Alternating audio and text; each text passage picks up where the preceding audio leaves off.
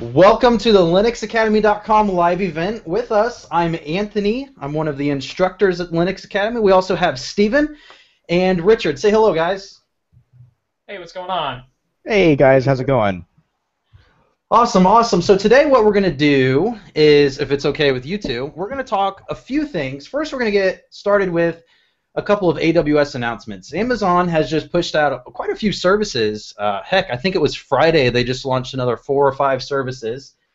And Steven's going to take a look and really talk about those, or one of the, specifically the new service, Zocalo, which is almost an enterprise Dropbox replacement, or is it totally a Dropbox or like Teams replacement? So Zocalo definitely has the same features that a Dropbox has, but Zocalo has more enterprise security wrapped around it. It also allows you to give access to, current identity. So you might be using Active Directory in your environment.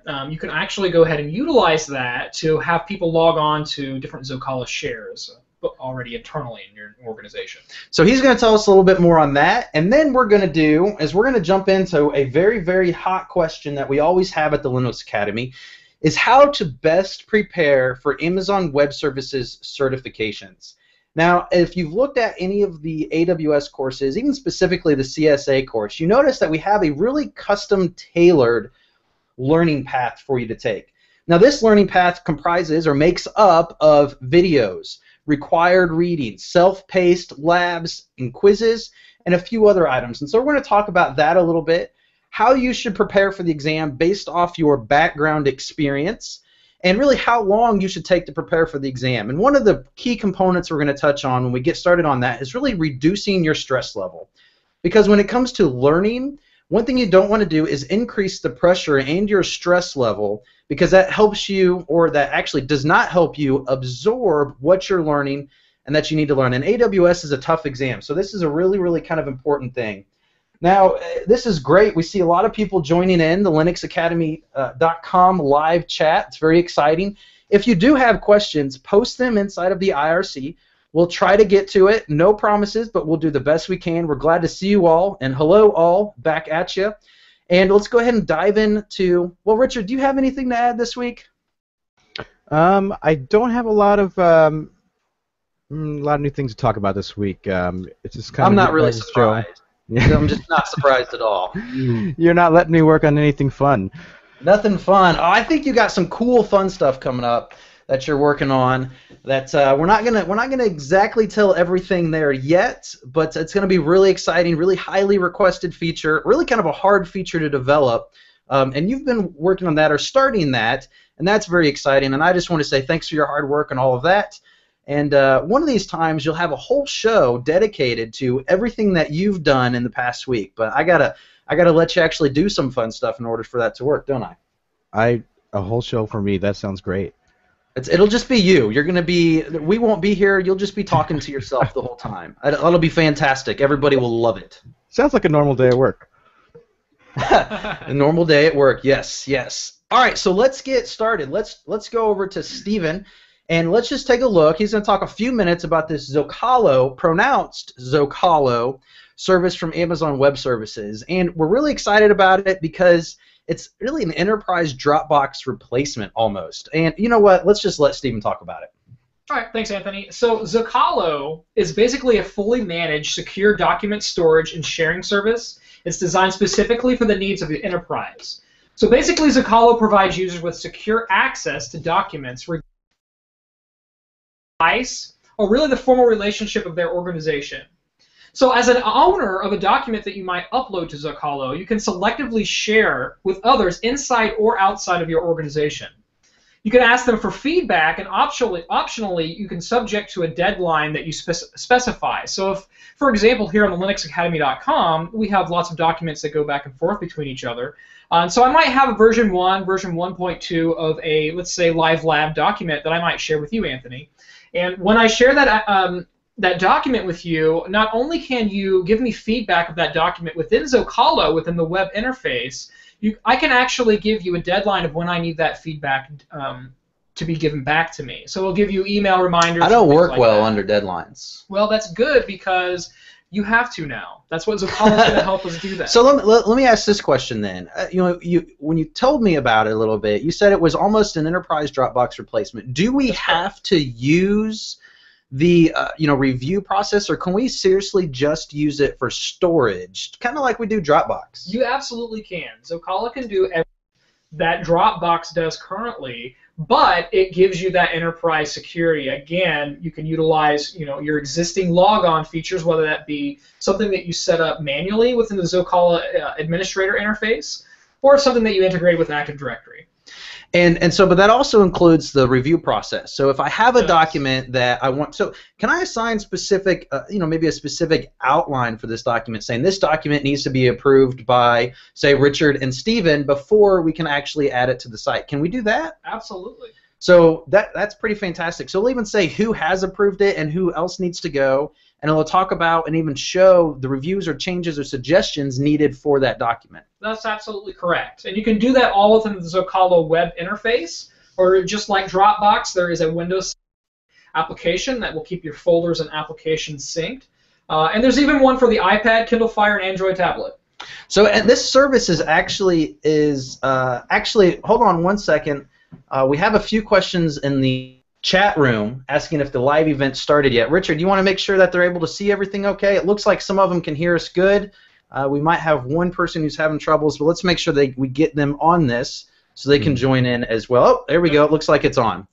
So I had a question. Forgot what it was. So Zocalo, I keep calling it Zocalo, but it's actually Zocalo, is in preview right now. So even though it's in preview, it has all of these apps available to it. You said Kindle Fire, iOS, Android.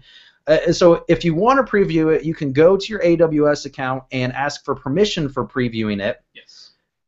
And you're actually going to have a few videos on that posted as part of your hybrid AWS course this week, correct? That's correct. I'm glad you mentioned that. Pretty excited about having that out here actually in just a few days. And then I'm going to go ahead and probably blog a little bit about it too, so that our folks within our Linux Academy can take a look at that too. Well, that's awesome. We just wanted to talk about that service real quick. We want to talk about kind of what's coming with it so you guys can take a look at it before we jump into our main topic, which we're going to start now, and that is how to prepare for the AWS certifications. This is a very, very, very popular question that we have at the Linux Academy. And I'm just going to start off, and Richard and Stephen, always feel free to interrupt me, and any guys in the chat room, feel free to ask questions if you do have any questions as we go along. AWS is not really, it is like other examinations, other certifications, but it's different. The one thing about the AWS certifications is they pride themselves in, one, mixing up the questions. You're never going to have the same set of questions very often. They have a big pool of questions to choose from. And two, they pride themselves on having questions, or the contents of the certification, what you're being quizzed over, on understanding the concepts. So as part of the blueprint, Amazon Web Services says you should have specific IT experience already. Amazon Web Services says you should spend at least 1 year working inside of an AWS environment. Now, that's not always feasible, especially for new students, especially for people. AWS is a new service. Not everybody's been using it for a year. So how can we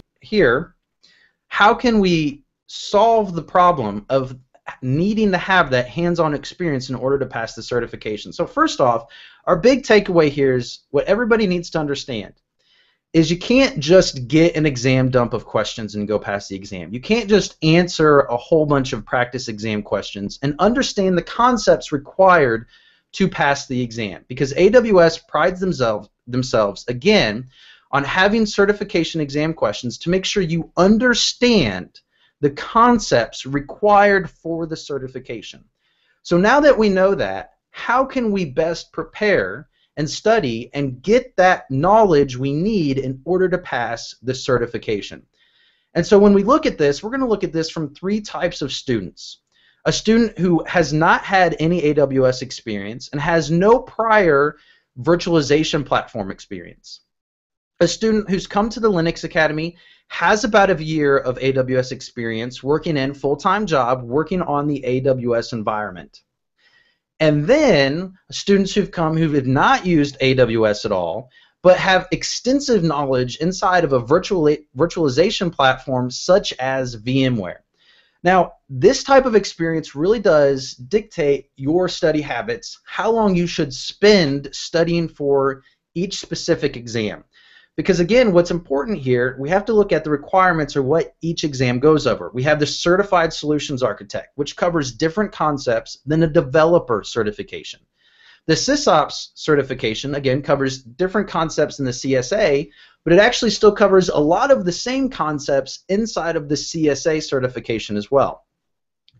So the other thing I want to do is I'm going to be a little harsh here, because what we want to do at the Linux Academy is we want to train you to be a qualified CSA. So we're going to actually break apart our CSA certifications into two different types of certifications. We're going to call it a qualified CSA and then a paper CSA. And when I say paper CSA, that means that really you are only able to pass the exam just because you've done so many practice exam questions, you were able to pick up and answer enough questions to pass the exam. You don't necessarily know the concepts, which means you can't work inside of a real environment easily and navigate and troubleshoot issues. You probably will have problems inside of a job interview. You'll probably have problems selling to your customers because you don't fully understand the environment. And then we're going to refer to a qualified CSA, which means we have absolute complete understanding of requirements needed for the certification.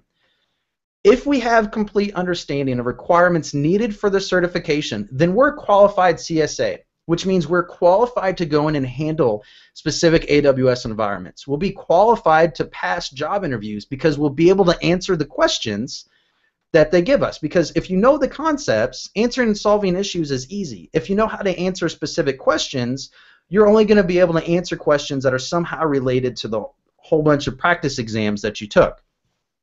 Now, practice exams is a fantastic way of preparing for the certification. That's why we offer them on linuxacademy.com. But I just want to encourage everybody to keep these in mind as we talk about the best way to study for your AWS certifications. Now, Stephen, do you have anything to add on this by any chance? I do. One thing I really want to point out that you kind of mentioned there was when you're talking between the difference between someone that has a quote-unquote paper CSA certification and someone who has an actual understanding or real-world knowledge of a concept. And this kind of goes for everything that we do at the Linux Academy, not just for CSA. This goes for Linux exams or really any other IT exam as well.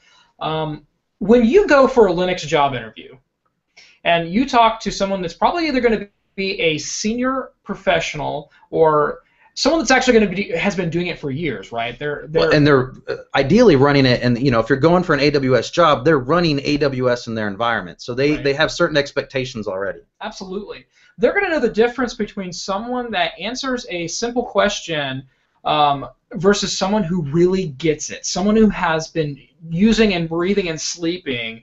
Let's stick to the CSA for the example. CSA, let's say that they've been using CSA for just 2 years or 3 years. They're going to know the difference between someone that really understands the concepts. They haven't just memorized keywords, and they haven't just memorized practice exams. They truly understand the technology that CSA really gives you. So I think it's really important to not only spend time on studying for your exam on practice exams, but really spend time, for example, using our live labs. I think that's what's so powerful about our live labs is that we give you real-world environments to really get into the AWS CSA technologies that are out there. So. And the users can also follow along in their own hands-on environment. I think the main point of that is Amazon puts an extreme emphasis on hands-on experience. If you follow the videos and do what we're doing in the videos, you're gaining that hands-on experience requirement. Right? Absolutely, and that's the key. And that's the key that I wanted to make right there. I definitely want to. If there's anything that we could give as far as top advice to our users, it is really understand what you're learning. Don't memorize. Understand what it is that you're going through. So the first part of that, now that we've mentioned that, the first key thing when it comes to studying or preparing for your AWS certification is one, allow time. And I'm gonna write this down real quick so we can post this as part of the notes. But allow time. It's actually quite frequent that we have users sign up, students sign up, and it's okay. We love all of our students, but we just want to say kind of the best way and not best way of doing things. We have a lot of students who sign up, send us a message, and say, I've already scheduled my exam.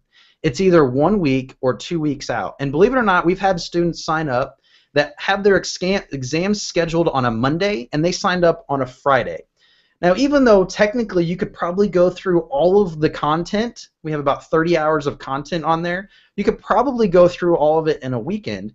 There is absolutely no way, unless you've been working in AWS for a long period of time, that you will be able to understand and learn the concepts required in order to pass the certification. So again, our big takeaway from here is we need to allow time. The second takeaway from this is you need to decrease your stress level.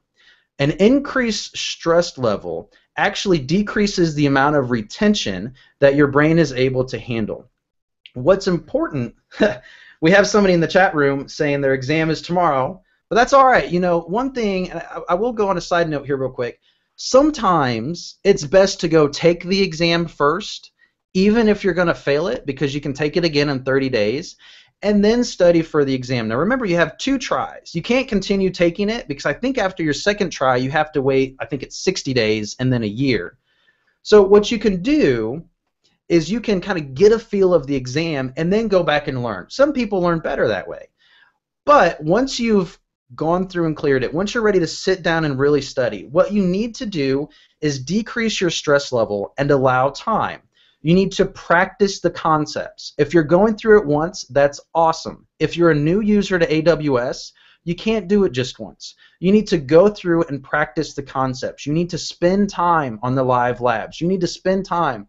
When you take one of our quizzes or practice exams, do you understand the entire concept? If you understand the entire concept of the question, it doesn't matter how the question is worded. It doesn't matter if it's a completely different question as it relates to the service. If you understand it, you can answer that question.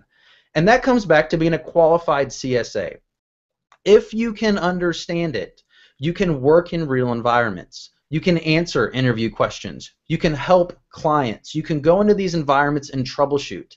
And this is a core fundamental understanding of AWS. Now, there's a lot of AWS services, but most of the associate level exams talk about core fundamental concepts. And that's actually why at Linux Academy we suggest all users, believe it or not, if you want to be a qualified AWS administrator, actually take all 3 certifications. At the very least, go over the content. So let me deviate or sidetrack from this a little bit here. First, the AWS CSA has probably the very core fundamental concepts of Amazon Web Services. You're talking about high availability, fault tolerance, designing those type of architectures. It's almost a must in any way you're going to use it. And in fact, every certification, the developer certification and the SIS Ops certification, both go over those concepts in one way or another. I think they're about 15 or 20% of each exam. The developer certification doesn't necessarily quiz you over development. It kind of quizzes you over, you need to be prepared for REST APIs, but it goes over the developer services and how developers use them and the concepts behind those services. For example, DynamoDB. For a developer, what you have to understand is how DynamoDB is used, how there can be performance bottlenecks in DynamoDB because of provision throughput, the amount of data you're writing to a table per second, writing or reading from a table. Can you understand how to increase performance? Can you automate that? Can you do API calls to do that?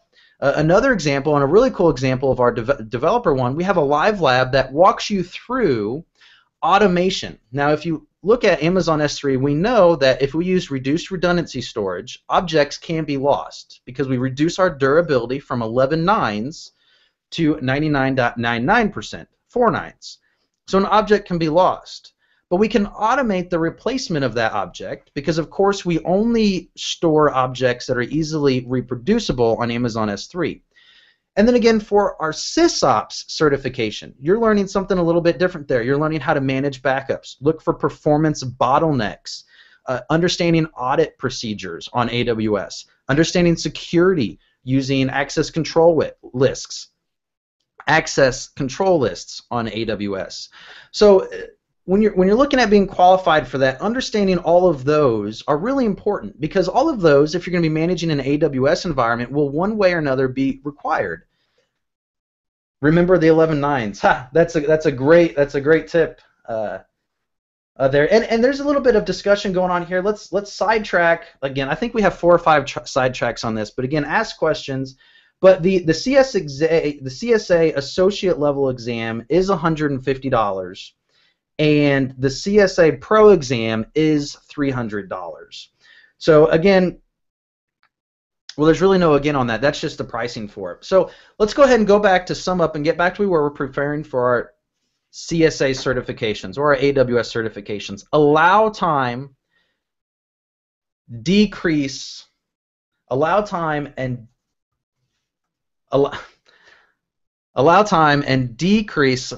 So somebody changed our topic on the IRC chat, and it's kind of funny. And you got me off my track here a little bit there. So do you want to answer that question? I guess we might as well answer or ask that question. It seems to be an important one. The topic was changed to Richard. What was the topic changed to? When will all the SysOp videos be completed? I think they were just tired of listening to me rant there a little bit about preparing for the AWS certification. Yeah, they just wanted you to get on with it. Okay, the SysOps. We've been working on the SysOps a little bit. If you've looked at kind of how the blueprints behind the AWS certifications, Amazon changed the layout of the blueprints. You know, Amazon changes everything all the time. They're constantly changing interfaces. They're constantly changing how they do everything. And so the interface was changed. So if you look at our syllabus for the SysOps certification, you'll notice it's laid out a little bit different. And what we had to do is we actually had to go back and rebuild some of our lessons because we want to create the course. If you follow it from top to bottom, we want to create the course in a way that if you follow it from top to bottom, you'll be able to easily pass the certification and learn the concepts. Okay? We're building the course for learning the concepts and passing the certification. So we had to go back and start over again. And we should have almost all of our lessons completed, short a few self-paced labs, by the end of July. So we have a lot going on in the next 3 weeks, but that should be done probably by August 1st. If not, we have a few more lessons at that point. But it should be done there. So I hope that answers your question. You could have just posted it in chat, but that works as well. And then so let's get back to preparing for the exam preparation. We have a question that says your advice to watch all the CSA lectures first, then do the lab. So if you look at the syllabus, we have our syllabus broken down in different sections. Our advice would be to watch the videos first. If you can, follow along in your AWS environment.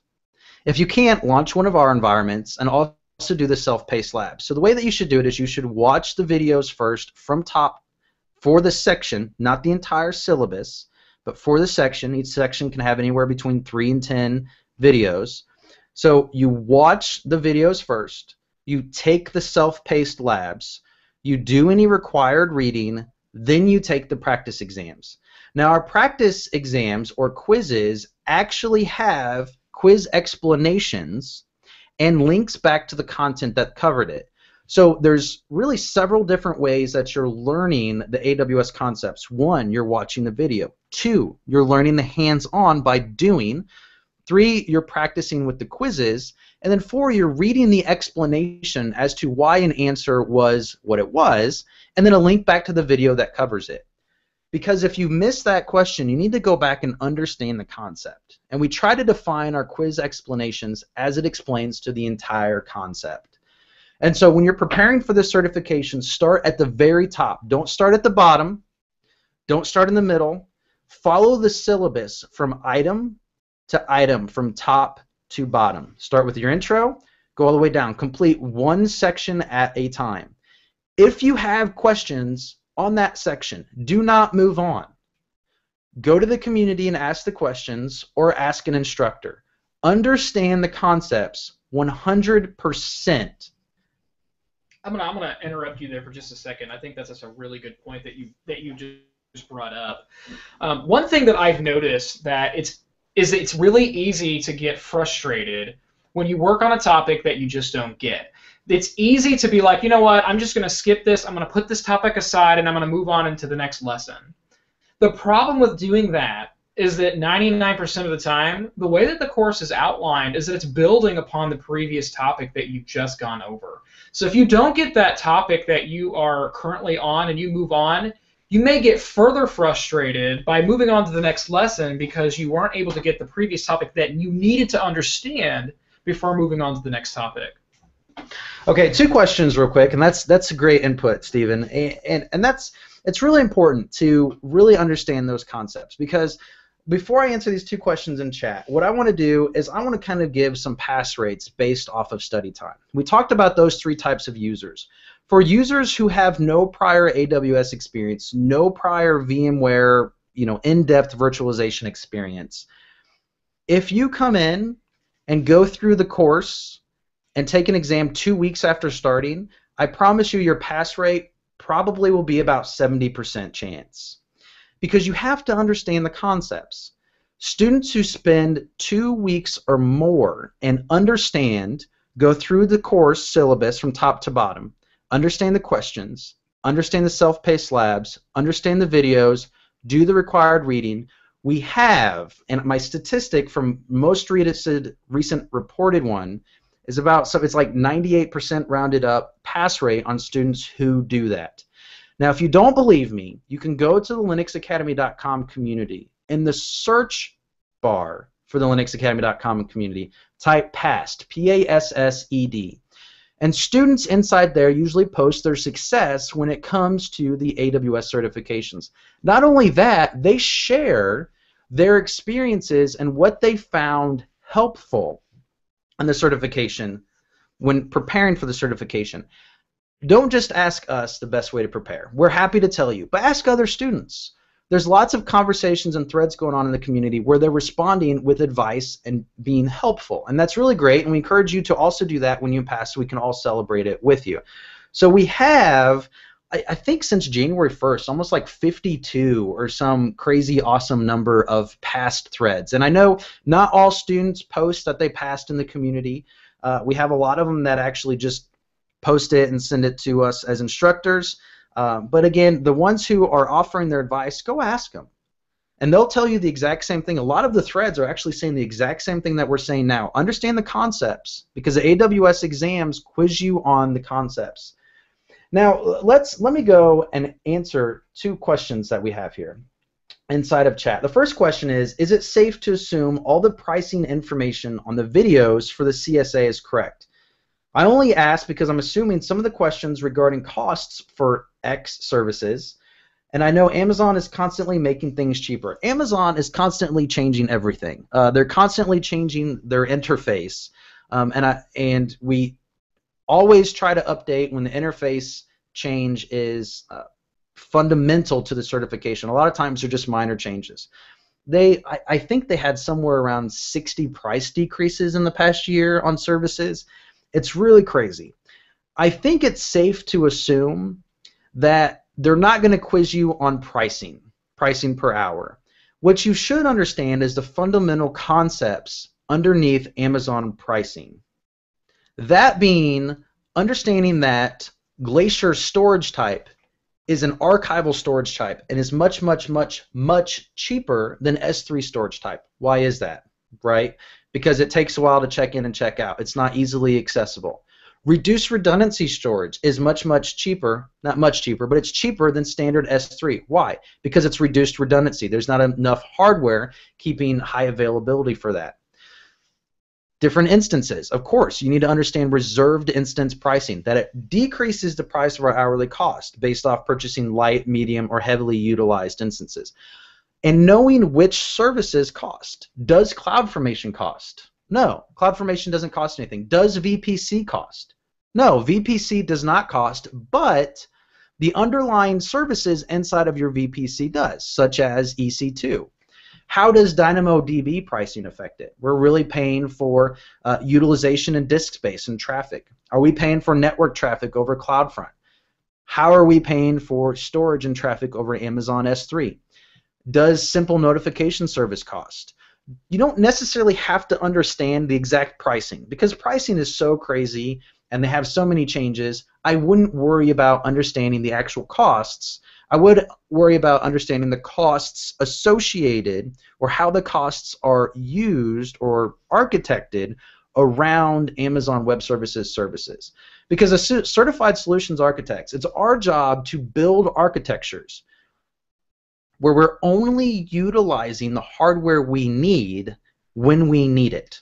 We don't need to have 10 instances running when we only need 2 for our peak time of the day. So understanding how to use auto-scaling, understanding how to decrease costs when architecting applications. Do we want to run an EBS optimized instance if our application doesn't need it? No, because that increases our costs. We want to know how to decrease our costs. Do we want to run provisioned IOPS on our relational database instance? We want to look at what our application is doing. Does our application require that? Does our business requirements require that we run those provisioned IOPS? If not, don't spend the money. So we have to understand how to architect that design and application. Okay, so the next question was, can I do all of the lectures using AWS Free Account? For the Certified Solutions Architect, I believe all of the services covered are available under the AWS Free Account. If it is not, we offer a lab environment for you to use ours, so we will incur the costs and you do not have to. If there is a service that you're attempting to use that we do not have a lab for, contact us and we will add that in there for you. So we can incur that cost and you don't have to worry about incurring that additional cost. So next question we have, and these are great questions as it comes to preparing for the certification.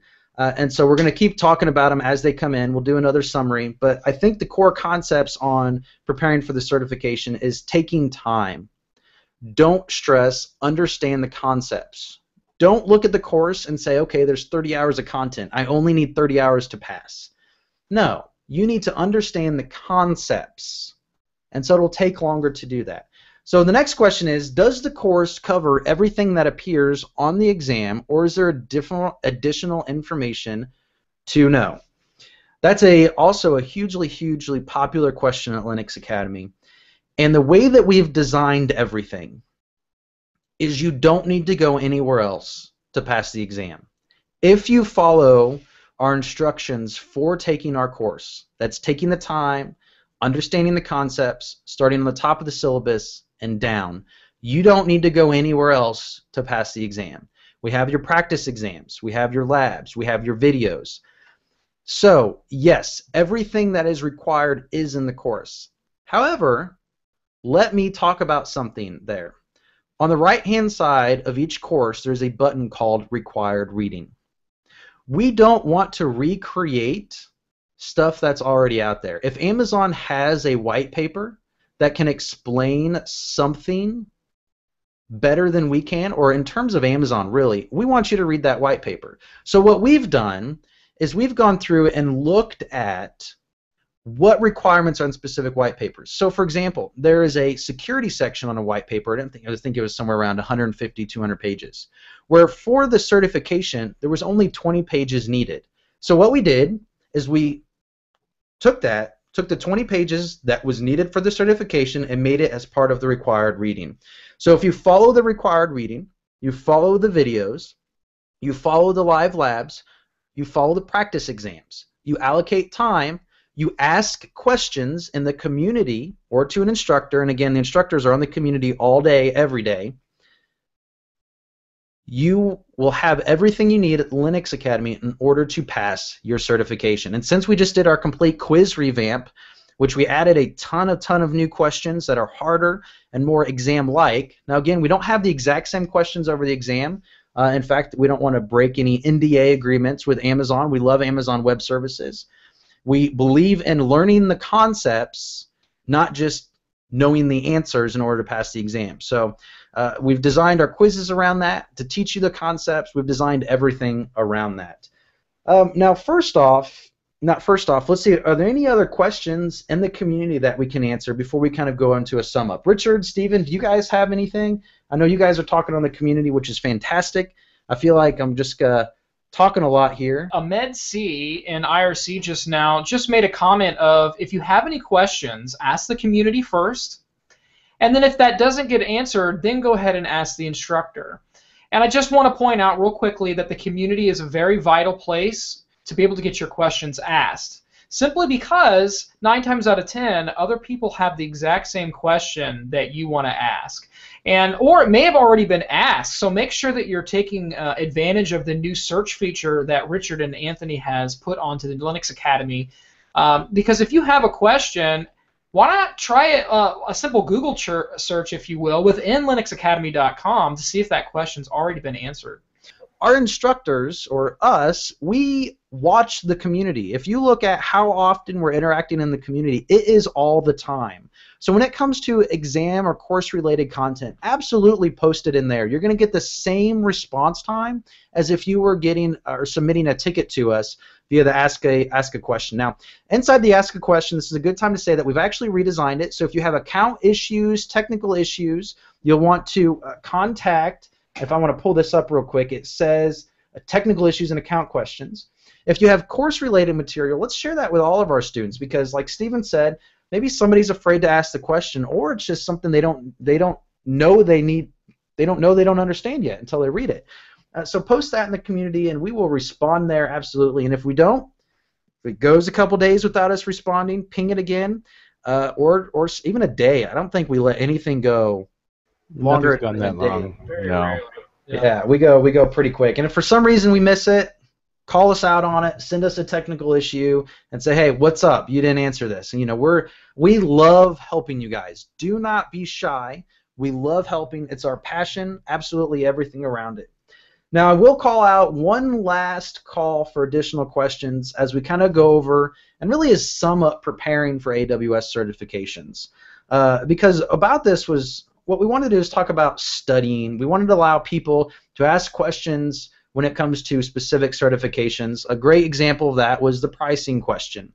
And so we'll just do a quick summary here in a second if there's nobody else that has any questions related to this topic, or heck, just anything at all if they want. And we'll see Richard's posting in the community. Richard, is there anybody responding there yet? How is the market for CSA and/or SIS Ops jobs? Hot. Absolutely hot. AWS is the new hotness.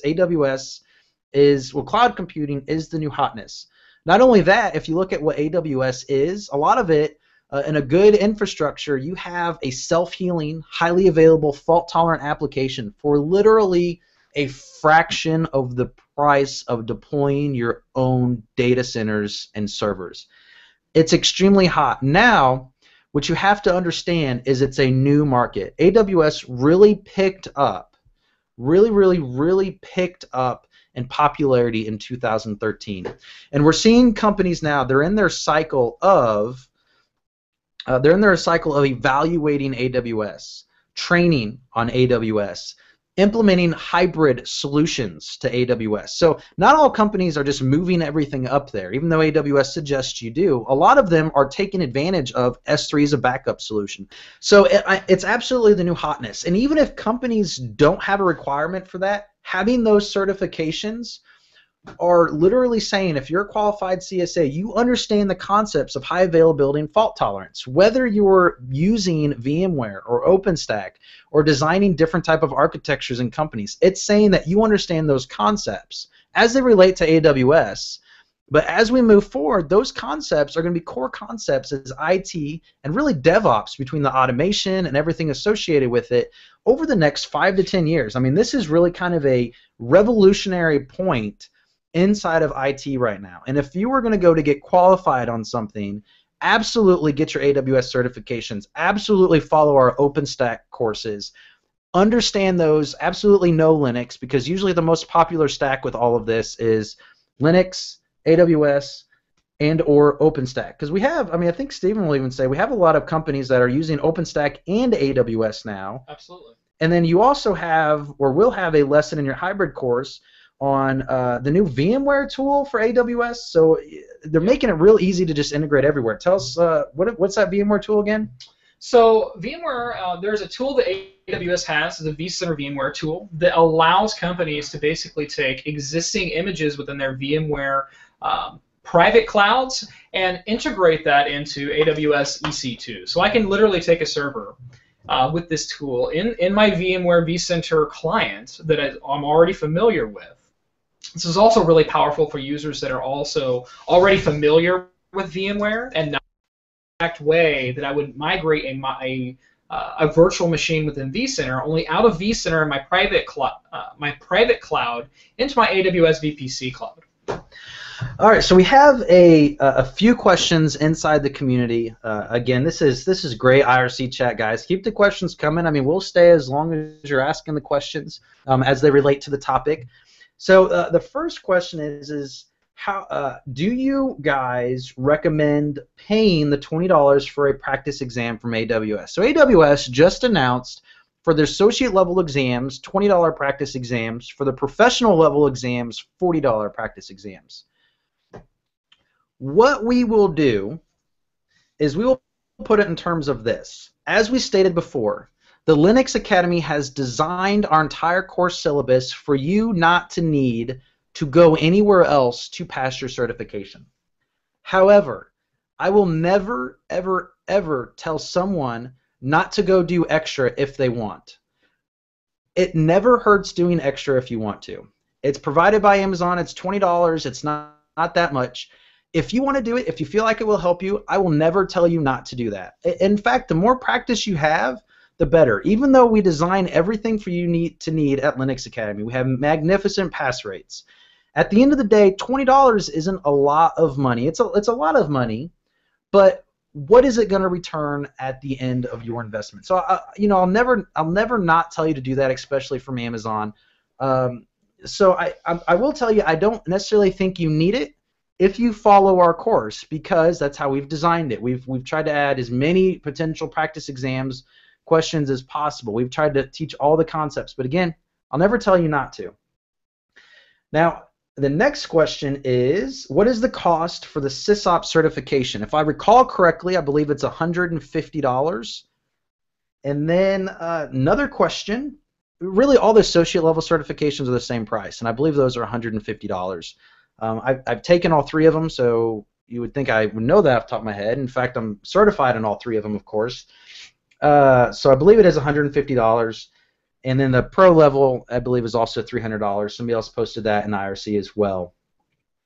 How is Amazon doing having to deal with hacking AWS? I love this topic because a lot of it's avoidable. Really part of the problem is the lack of understanding how security occurs on Amazon Web Services. How you should set up your root account on Amazon Web Services. This is why you must understand how to properly use AWS. This is why you can't just take questions and pass the exam. This is why you must understand the concepts, because these concepts are extremely important, and you don't want to be the guy that makes a simple mistake such as not having multi-factor authentication on, or still using your root account and not using IAM. You do not want to be that guy that makes that simple mistake because you didn't have that knowledge, because you didn't understand the concepts. If you're using it correctly, I would actually argue that AWS has more security protocols and layers in place than a regular VMware stack inside of your network infrastructure. If you have your network set up correctly, we're talking VPN connections, we're talking VPC, we're talking following the security protocol, understanding the shared responsibility security model, which is a certification requirement in all the associate level exams. If you understand that, I don't think security is actually an issue. There is a lot of companies that are using Amazon Web Services that I don't believe have the required knowledge to just jump in and use it. That's why these certifications are super important. That's why Amazon's pushing these certifications. That's why we drill in and say, understand the concepts. We want to train you to be a fantastic and qualified certified solutions architect. Somebody posted in there, always use multi-factor authentication for an account. Absolutely. And you know, there's multi-factor authentication for a lot of stuff. Amazon even has the ability for multi-factor authentication when it comes to deleting objects inside of an S3 bucket. I mean, they have so many different layers of security that we can implement. It's absolutely crazy, and you must know how to do it, and you must do it. So absolutely, you know, you guys are fantastic on this. I appreciate the response in the community. I love your guys' energy, really. Yeah, this has been a really good live event. We really appreciate the feedback, guys, in the IRC.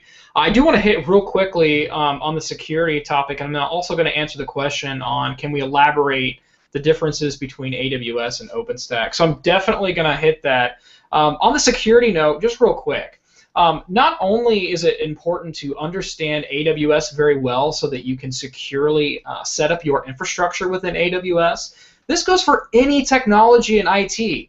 If you don't understand how to properly set up an environment, whether that is a private data center from your network from the ground up down to your virtualization stack, chances are you're probably not going to be very secure. So that absolutely goes for AWS as well. So for the people out there that like to talk, and this is a really hot topic, AWS is not as secure as my environment, I would absolutely love to debate that because it really is, it actually gives you built-in tools to allow you to be as much or more secure than any private data center out there. The difference is that AWS is already giving you the tools. Of course, I can accidentally set up a server and accidentally open it up across the board to everybody. Then how secure am I? So again, Anthony, that's really great. I'm glad you hit on the topic, which is going to finally bring me to the next question. Well, hold on a second here. Sure. What I don't want to underemphasize is Stephen has come to the Linux Academy. He spent somewhere around the past 5 years or so as a senior security engineer inside of banks. And I forgot all the different companies you worked at, but that was your job, as securing networks, securing architectures across geographical different data centers. And so, you know, I just want to put the emphasis on absolutely listen to what he's saying. He knows what he's talking about when it comes to security. He knows, yeah, he knows. So I just want to put that on there. You know, he's a great qualification for that. Oh, thanks for the kind words, Anthony. I appreciate that. I want to real quickly just kind of talk on very high level the difference between AWS and OpenStack. Simply put, we can say they're very similar, and simply put, we can also say they are absolutely different. But real quickly, I think the easiest way to define the differences between AWS and OpenStack is that AWS is already providing you everything that you need from the ground up for your infrastructure, for data centers, from security to the back-end SQL, so your databases, your compute stack, your network stack, your storage stack, they already are providing that hardware, so that infrastructure as a service for you. OpenStack absolutely allows you to create an infrastructure as a service, but you're bringing your own hardware to the party. What I mean by that is you're still going to set up data centers from the network, so you have to provide the hardware, the network stack, the compute stack, the SQL database backend, and storage stack. You have to provide all of that, but you're setting up OpenStack's software-based tools, so to speak, on top of your own hardware. That's absolutely great, and I think, you know, we'll have probably another live show talking about some of the differences, or even looking more in depth at OpenStack. But fortunately, Steven's working on some OpenStack courses for us at the Linux Academy, and we look forward to seeing those probably sometime in the very, very near future, next month or so, and that's fantastic. So we have some questions inside of the IRC as it relates to the CSA professional certification. A very popular question has been, are we going to offer the CSA certification for professional level If so, when? Okay, so the question might be, just as you have the AWS CSA Associate course on linuxacademy.com, are you planning to have a similar professional level exam? We also have people talking about the security issue. Sorry, I'm reading chat at the same time. So I'm going to answer that in two ways.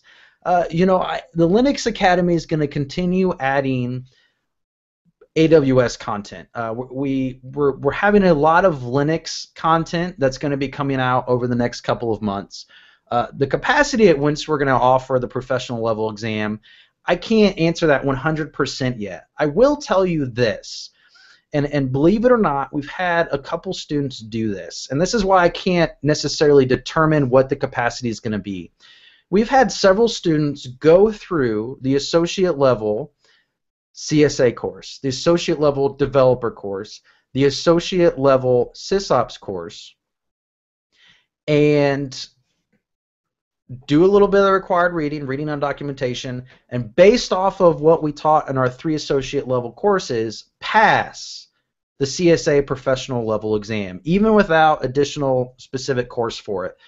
And so we find that very interesting. We're trying to determine what that means. That means we have really great in-depth associate level content.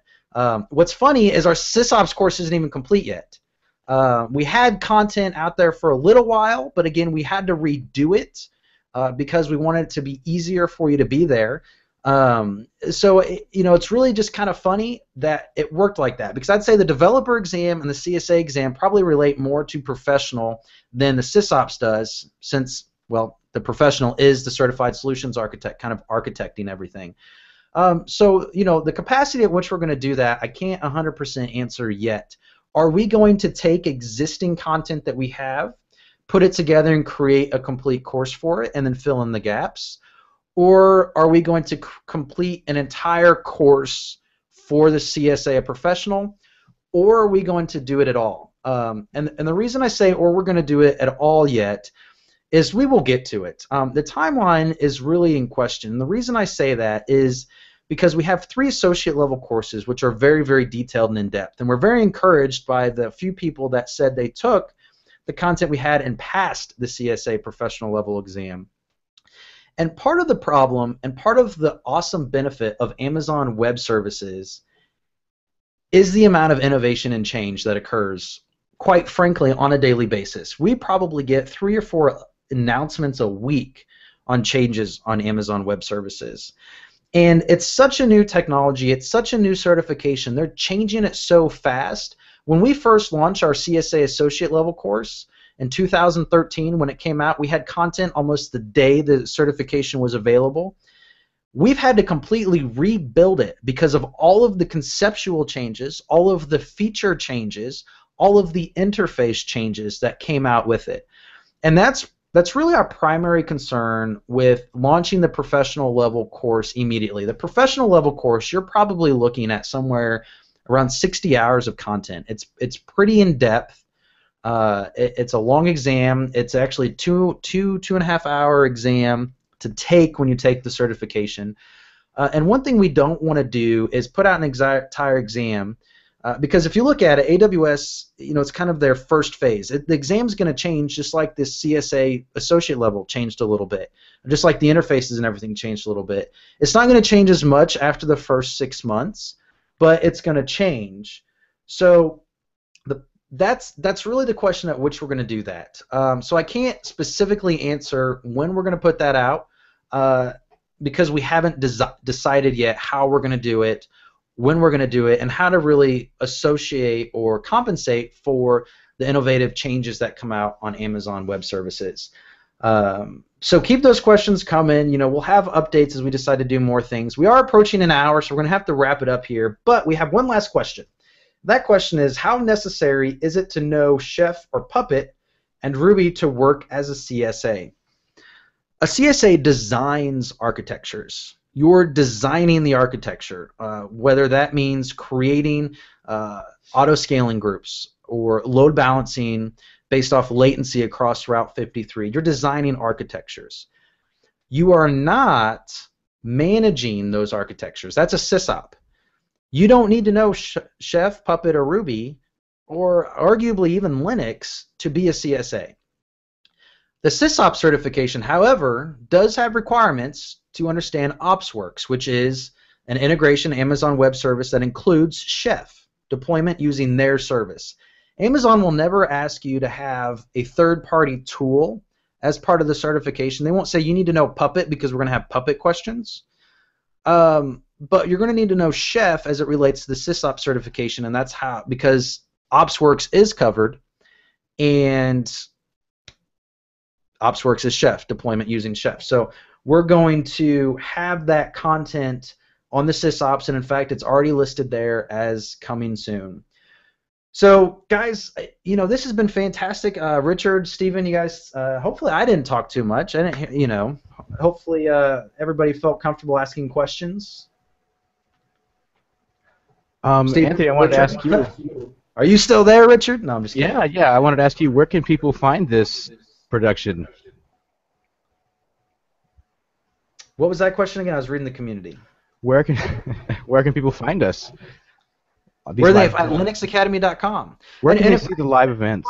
Guys, on the live page, we have buttons now. Thank you, Richard. Richard did that this morning. There you go. Yeah. Ooh, you didn't tell him that. Yes, I made some buttons, guys. I encourage you to click those buttons, tweet about us. We're actually going to be planning some of those features in future live events. We might follow us. Yes. So tweet us, follow us, and we're actually going to integrate some of those features into the site later on and do some special fun things with those in future events. Absolutely. And one more thing. I love the community. I love talking to you guys. The few things, you can find this replay. We're going to have all of the live show replays inside of a Linux Academy course called Linux Academy Live Shows. You can follow us on SoundCloud. You can follow us on YouTube. You can follow us on Google+. You can follow us on Twitter. You can follow us on Facebook. We're going to post some cool things going on there before. I just want to touch on one more thing. We have somebody that says, I think Puppet should be a requirement for running everything on AWS. Stephen and I absolutely agree, but Puppet and Chef knowledge should be a requirement in any environment. And that's why we have content coming out over the next month that helps teach you Puppet and Chef. And we'll even have some of that as it relates to AWS, because we couldn't agree with you more. We're absolutely on board with these DevOps and automation, especially, Stephen, who's come from managing, quite frankly, literally thousands of virtual instances in an environment. So he understands the importance of that. I've come from that enterprise environment when it comes to LAMP stack configuration, enterprise deployments using Puppet and Chef. We do consulting for that. So absolutely, we 100% agree with you, and we will add that on there. Thank you again, everybody. Richard, did I cut you off? Did you have anything else? No, we're good. Fantastic. We had a great turnout. Looks like about 15 or 20 people. Thank you, Richard, for coming. Thank you, Stephen, for coming. And, to each and every one of our LinuxAcademy.com students, I just want to say a personal thank you to coming and listening to the live show. This is our second one. We're still working out better format of doing it. It's kind of just, we're throwing it together. We're trying to be accessible for everybody. We're trying to make sure that we can answer those questions for you as, live as well as on the community and inside of support requests. Under Ask a Question. So I just want to thank each and every one of you for being a LinuxAcademy.com member. Because of you guys, we're able to do what we love, and that's teach technology. We have a huge passion for teaching, and we just can't thank you enough for allowing us to do that. Thank you for coming today. We're going to post more live lab shows, not live lab, more shows. I'm actually posting a new AWS Live Lab today. That was something we were going to talk about, but we're totally out of time. Wait. I have one more question for you. Yes. Where's my shirt? I sent that. It got lost in the mail. Lost in the mail.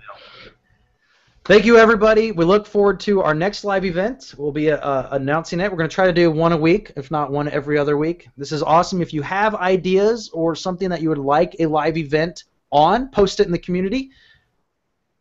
Again, thank you, Richard. Your shirt is in space. I don't know. I sent it. I should have had like a tracking number or something, but maybe I'll send another someday. It's only been like 9 months now, so someday. And on that note, have a good night. Thanks, everybody. Thank you, guys.